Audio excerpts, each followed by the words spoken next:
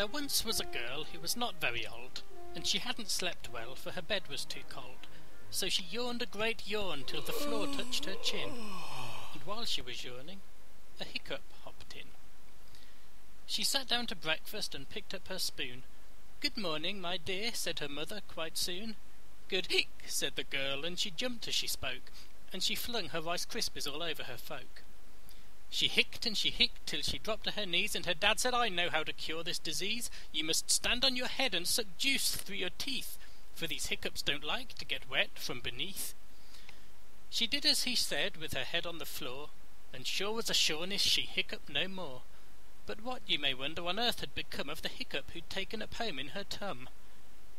The poor little hiccup had nowhere to go. He was sad and afraid, and his spirits were low.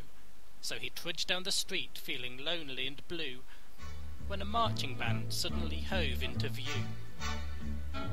The hiccup no longer felt sad and alone as he threw himself into the nearest trombone. The trombonist was chubby, his tummy was vast, and each time he hiccuped, his horn gave a blast.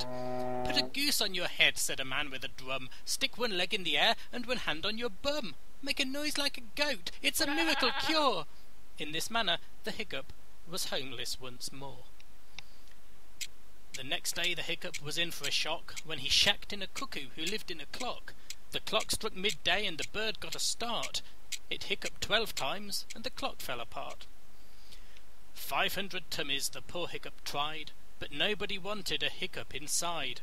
He searched for a home from Tibet to Timor, but they all had a friend with a miracle cure. He ended the year in Australia's haze, where a sad kangaroo dreamt of happier days. She snored as she slumped in a somnolent slouch, and the hiccup slipped silently into her pouch. The sad kangaroo went outside the next day, afraid she'd meet more kangaroos on the way. They treated her meanly, their taunts didn't stop, for the sad kangaroo was unable to hop. And sure as a sureness the scallies appeared. They surrounded the sad kangaroo and they jeered. Abuse they would call and bad names they'd announce, all because the poor sad kangaroo couldn't bounce.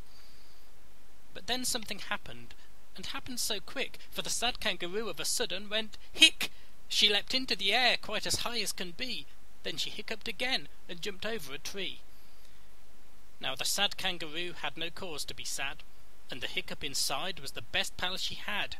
Each day she would hiccup and hop with her friend.